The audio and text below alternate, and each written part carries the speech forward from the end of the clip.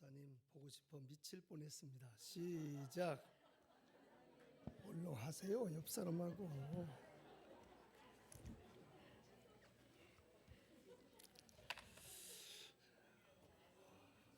이제 여기 보세요. 사람이 나이가 70이 넘으니까 상당히 느물느물해지고 그래. 젊었을 때는 체면도 지키고 막 그러더니 나이 먹게 되니까 사람들이 또 자기 위주로 살고 그래요. 배려를 잘 몰라요. 오늘이 2022년 어버이 주일입니다. 5월 8일이지. 또 거기에다가 석가모니 귀 빠진 날이야. 이런 얘기는 함부로 듣는 얘기가 아니지, 우리끼리 하는 얘기지. 그런데 오늘 어버이 주일에 여기 어버이 아닌 사람들은 얼마 되지 않나요? 제 아무리 얘기를 해도 시집가서 장가가서 아들 딸 낳아봐야 아버지가 누구고 어머니가 누구고 알 수 있고 자녀가 무엇인가를 깨달아요. 오늘 어버이 주일에 예배에 참여한 여러분 모두에게 어버이들에게는 큰 위로와 소망의 시간, 그리고 자녀들에게는 내가 그렇게 부모에게 도리를 다해야 되겠다, 그런 그 마음가짐의 시간이 됐으면 좋겠습니다. 조선 왕조 9대 왕인 성종 임금은 일시적인 감정과 그리고 판단 미스로 인해서 중전인 자기 부인 윤씨, 그 윤비를 갖다가 폐위시키고 사약을 내려서 죽게 했습니다. 이로 인해서 어마마마의 억울한 죽음에 상처를 입고 비통한 나날을 보내던 세자. 그런데 그가 하루는 부왕에게 아바마마, 나를 좀 밖의 세상을 보고 오게 해주세요. 그래서 부왕의 윤허를 받고 궐 밖에 나들이를 다녀온 후에 너 오늘 하루 소풍을 다녀왔는데 다녀온 후에 네 소감이 무엇이냐 물었습니다. 그랬더니 그가 이렇게 얘기를 했습니다. 여러 가지를 보았습니다. 그런데 가장 보기 아름답고 또 부러웠던 것은 어미소의 뒤를 따르는 송아지가 어미를 부르며 어미소가 정다이 화답하는 광경이었습니다. 그렇게 말을 했어요. 보고를 들은 아버지 성종 임금은 중전을 죽게 한 그 실수를 뉘우치는 눈물을 흘리게 했고, 어린 세자는 어마마마를 그리워하는 눈물을 흘렸다고 합니다. 이 세자가 바로 조선왕조 제10대 왕인 연산군입니다. 그가 포악한 임금이 된 것은 어머니의 억울한 죽음으로 인해서 누적되었던 비통과 그리고 원한이 폭발된 탓이라고 합니다. 사가들은 그렇게 기록을 했어요.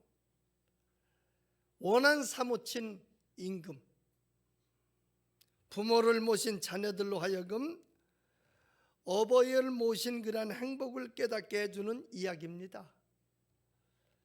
그렇게도 믿음직스럽고 그리고 우직한 사랑에 아버님이 세상을 떠나 별세를 하고, 자애로운 어머니는 그 아버지를 지극정성으로 모셨던 보살피시던 모친마저도 만약에 하나님 나라로 먼저 떠났다면 얼마나 애석한지, 여기 보니까 양가 부모를 혹은 양 부모를 다 모신 사람이 몇이나 되겠습니까?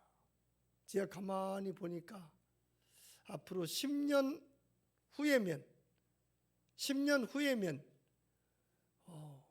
우리 만민교회 어른들이 몇 분이나 남아 있을까?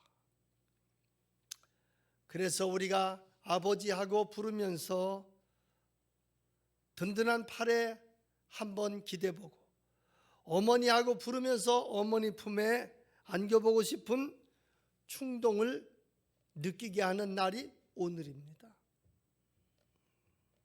그러나 나무가 고요하고자 하되 바람이 멈추지 않고, 자녀 효도하려 하나 어버이 계시지 않다라는 시한 구절이 생각이 납니다. 이제는 쫓아가서 매달려 볼 만한 아버지의 팔도 없고, 그리고 달려가서 한번 안겨보고 싶은 어머니의 가슴도 세상에 존재하지 않는 분이 얼마나 많이 있습니까? 오늘 이 어버이 주일 아침에 어버이를 모시고는 자녀의 행복함을 일깨워주는 동시에 어버이를 이 존중히 여기면서 봉양하는 자녀의 도리를 다할 것을 다시금 부탁하고 싶어서 이 말씀을 준비했습니다. 제가 8개월 만에 왔습니다. 1년 만에 한 번 올라다가 오늘 오고 싶더라고. 내가 김 목사님하고 약속한 게 있어. 당신이 나오라고 하지 마. 내가 오고 싶은 때, 가고 싶을 때 갈 테니까.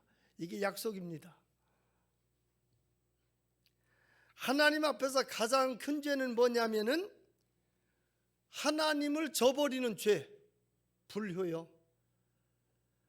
세상에서 아버지 어머니를 잘못대하는 것, 이게 불효요.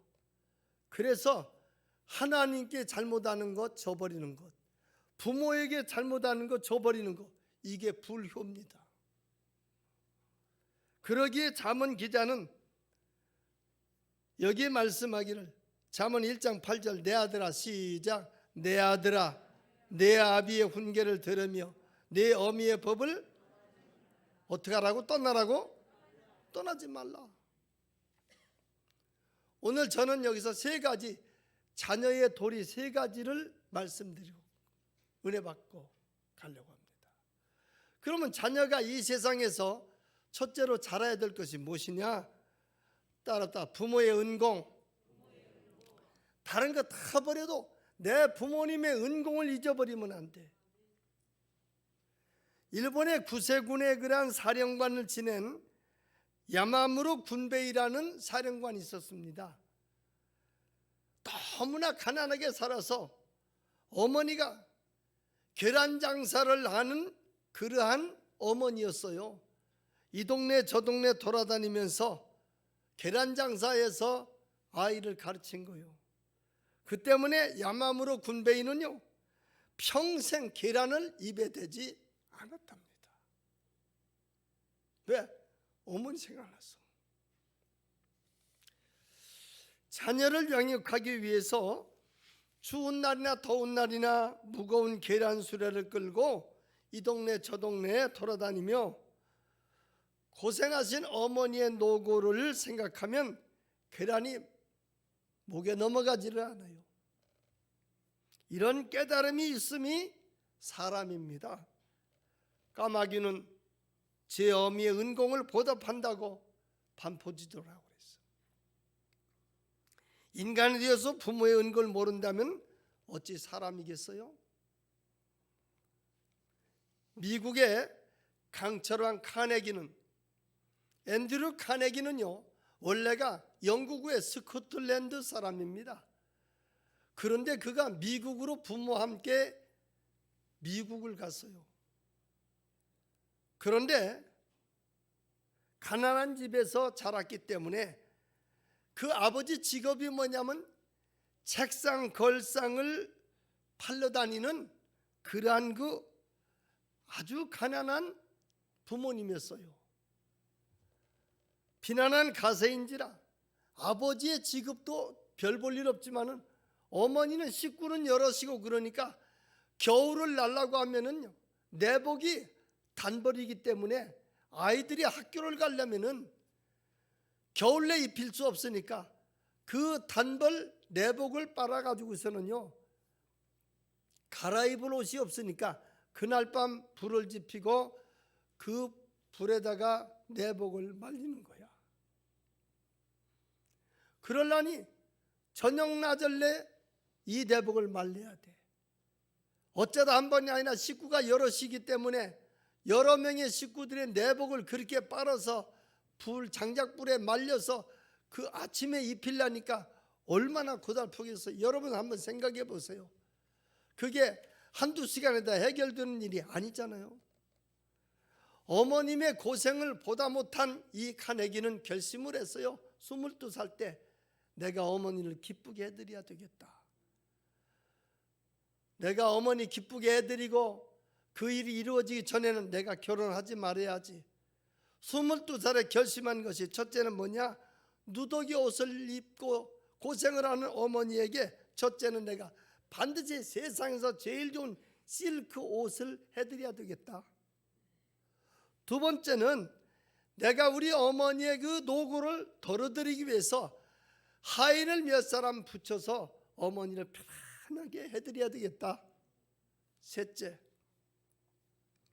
어머니에게 내가 고급 마차를 하나 사드려야 되겠다. 요즘 말로 하면 어머니에게 자가용 한 대 사드려야 되겠다.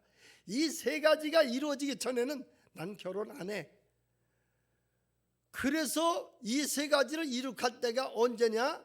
22살에 결심을 했는데 52세에 결혼을 했어요. 고개를 끄덕이는 분은 언더스탠드 하니까 예스 하는데 다른 사람들은 지금 이게 무슨 소리를 하는가?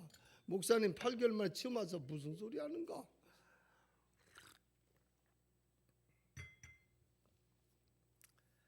카네기는 부모의 은공을 가슴속에 깊이 새기고 보답할 줄 안 사람이었습니다. 사랑하는 성도 여러분, 나는 부모의 은공을 깨닫고 있는지요? 그리고 혹시 보답하고 있는지요? 어버이 주일 아침 가슴에 손을 얹고 조용히 한번 반성해보는 이 아침 되시기를 바랍니다. 둘째는 따르다 부모의 교훈을, 우리는 부모의 교훈을 잊어버리면 안 됩니다. 아무리 어려워도 도둑질해서 잘 살아가는 부모는 세상에 없습니다. 미국의 7대 대통령 앤드류 잭슨이라는 대통령이 있는데 어머니는 그 어린 자녀에게 귀한 교훈을 줬다고 합니다. 그 교훈이 뭐냐? 첫째는 너는 날마다 하루도 빼지지 말고 성경을 읽거라. 두 번째, 너는 하루를 다 보내고 난 다음에 네 침상에 눕기 전에 너는 침상에서 내려와 무릎을 꿇고 하루를 반성하는 기도를 드리고 자거라. 셋째, 어머니의 기도를 귀하게 여겨라. 내가 너에게 하루도 빠지지 않고 너에게 안수 기도를 해주겠다. 그리고 그 어머니는 그 자녀를 가슴에 품고 그리고 머리에 손을 얹어서 축복 기도를 빌었답니다. 이러한 귀한 교훈을 자녀에게 심어준 어머니는 정말로 훌륭하지만 그 어머니의 이러한 그 훌륭한 교훈을 저버리지 않고 가슴에 깊이 간직하면서 그대로 따름으로써 보답한 아들 잭슨이 더 훌륭해서 그는 나중에 미국의 제7대 대통령이 됐습니다. 부모의 금쪽 같은 귀한 교훈을 헌 집신짝처럼 던져버리고 불행을 자취한 자식들이 한둘이 아닌데, 잭슨은 후일 이렇게 그는 고백을 했습니다. 나는 어릴 때 날마다 하나님의 말씀을 읽었다. 그리고 밤마다 침상에서 내려와서 나는 무릎을 꿇고 기도했다. 그리고 나는 어머니의 안수 기도를 날마다 받았다. 그래서 나는 오늘 이렇게 훌륭하게 됐다. 그 부모도 훌륭하지만 그 자식이 얼마나 훌륭합니까? 아무리 좋은 교훈을 줘도 자식이 깨닫지 못하면 소용이 없습니다. 한창 공부할 나이에 소년원에 수용된 미성년자들도 있고 나라를 위해서 민족을 위해서 봉사할 좋은 나이에 교도소에서 수감된 안타까운 세월을 보내는 누법자들이, 범법자들이 얼마나 우리 주변에 많습니까? 그러나 정직하게 말하면은 그 이유는요, 부모의 교훈을 듣지 않았기 때문입니다. 부모의 교훈을 저버렸습니다. 그러므로 원치 않는 곳에서 원치 않는 생활을 하고 있는 형제 자매들이 오늘 이 어버이 주일을 맞이하면서 이런 걸 한번 깨달아야 되지 않을까요? 세상에 어버이, 아버지, 어머니 세상 떠난 분들이 계신 어른들, 효도의 길은 막혔어요. 그러나 그 교훈은 지금도 살아 있습니다. 부모의 교훈을 저버리고 살아온 지난날의 방종을 철저히 회개하고 새로운 출발을 한번 나도 해야 되겠다는 결심의 시간이 되기를 바랍니다. 그 혹독한 훈련을 스파르타식이라고 합니다. 이 스파르타의 어머니들은요, 전쟁에 출전하는 그러한 그 아들들을 불러놓고 아주 엄하게 주는 교훈이 하나 있어요. 그게 뭐냐? 너는 전장터에 나가서 돌아올 때는 반드시 방패를 가지고 돌아오라. 그렇지 못할 경우는 너는 반드시 내 방패에 실려오거라. 그것이 교훈이에요. 그러면 하나는 방패를 가지고 오라, 하나는 아니면은 너는 방패에 실려오라. 이게 무슨 뜻이냐? 방패를 가지고 오라는 말은 전쟁터에 가면은 반드시 이기고 네 방패를 들고 오라는 뜻이고, 이기지 못할 바에는 너는 차라리 죽어서 너는 네 방패에 실려오거라. 이게 부모의 교훈이었습니다. 스파르타의 군인들은요, 용감하기로 유명하잖아요. 대학 진학을 위해 고3 수험생들이 혹은 재수생들이 하는 그 공부를 갖다 스파르타식이라고 그래. 그건 왜냐면 그렇게 강한 죽기 살기를 안 하고 공부하는 거예요. 그래서 그들은 어머니의 교훈을 철저하게 지켰기 때문이라는 겁니다. 그렇습니다. 부모의 교훈을 지켜서 잘못될 일은 세상에 없습니다. 그러기에 이 말씀 다시 한번 8절 읽으면, 내 아들아, 시작. 내 아들아, 내 아비의 훈계를 들으며 내 어미의 법을 떠나지 말라. 읽고 또 읽어도 이 말씀 우리에게 교훈이에요. 잠언 기자가 우리에게 타이르는 이유가 있습니다. 여러분, 부모로부터 받은 교훈이 뭡니까? 부디 그것을 가슴속에 깊이 간직하고 꼭 지켜서 다짐하는 어버이주의 되기를 바랍니다. 마지막 셋째는 따라합니다. 부모의 노후를, 나이 드신 어른들을 존경하라. 잊어버리지 말라 그 말이요. 여러분, 세상에 가장 큰 덩치가 뭐예요? 동물 중에 코끼리입니다. 그런데 이 코끼리는 죽음이 임박하게 되면은요, 다른 코끼들이 눈치채지 못하도록 하고서는요, 조용히 그 대열에서 빠져서 후미진 곳에 가서 조용히 죽는답니다.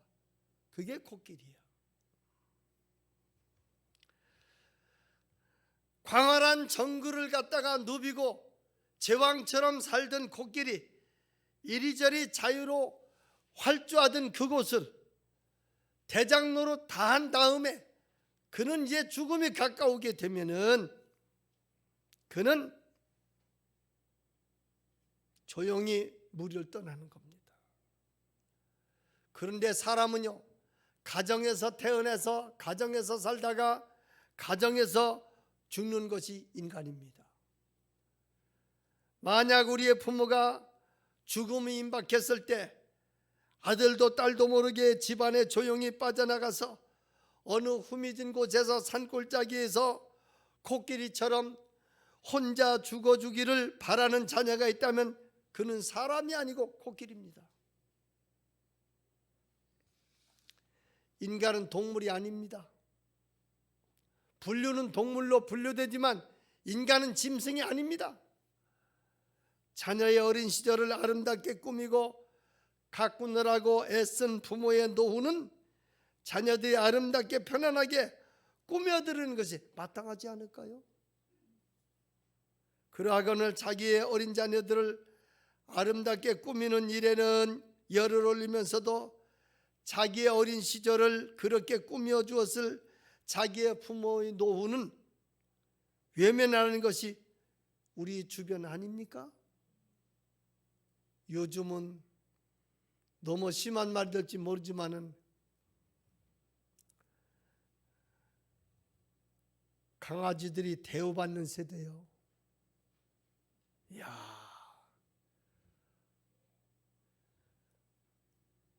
강아지들의 옷을 보면 이 동네가 괜찮은 동네인가 아니면은 못 사는 동네인가 알 수 있어. 왜? 못 사는 동네는 보니까 강아지를 갖다가 자기들이 입던 옷을 갖다가 디자인해 가지고서는 입히고 댕겨. 그런데 저 서울에 압구정동이나 대치동, 우리 총회가 있는 대치동 근방에 가보니까 아니 강아지라고 볼 수가 없어. 세상에 어디서 그런 좋은 그런 옷감을 갖다가 디자인도 탁 해가지고서는 그냥 날씬하게 해가지고서는요, 이야, 머리 그리고 귀 그리고 꼬리 몸통 전부 다 아주 기가 막히게 아주 색감 물을 들여가지고서는 끌고 다니는데, 이야, 세상에 저런 것도 있구나. 너는 천생에 무슨 복을 타고 나서 저렇게. 여기까지만 하겠습니다. 더 하면 아이 목사님 되게 욕심부리시네. 세상에 우리 아파트는 우리 나이에는 없는데 우리 최장로님 나이에는 나만한 개를 끌고 다니는 집이 있어. 아파트에서.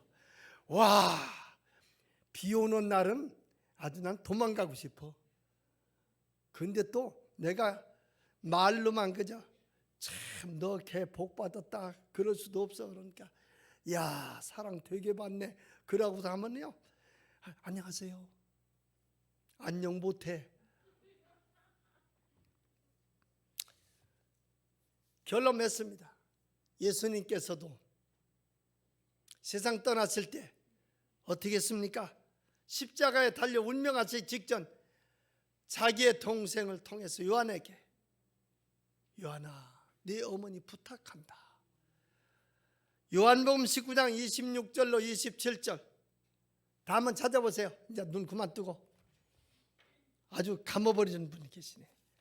성경 읽고 이제 마치랍니다. 자, 보세요. 요한복음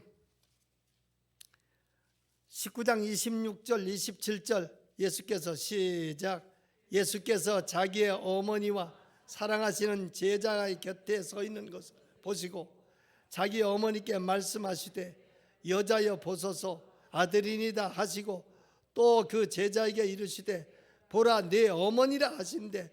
그때부터 자기 집에, 어떤 집에? 누구네 집에? 누구네 집? 이거 녹음해야 되는데. 부모는 10명 자녀 낳아도 10명 다 귀여워. 그런데 자녀 10명이면 부모가 가서 거할 집이 없대. 서로 미뤄서. 그러지 마세요. 내 사랑하는 부모가 우리들의 젊은 시절 낳아서 길러 교육시켜서 여기까지 오도록 고생하신 분이 우리 부모님이십니다. 부모의 노후를 아름답고 멋지게 해드리는 우리 만민교회 성도들 되기를 바랍니다. 세 가지 꼭 잊지 마세요.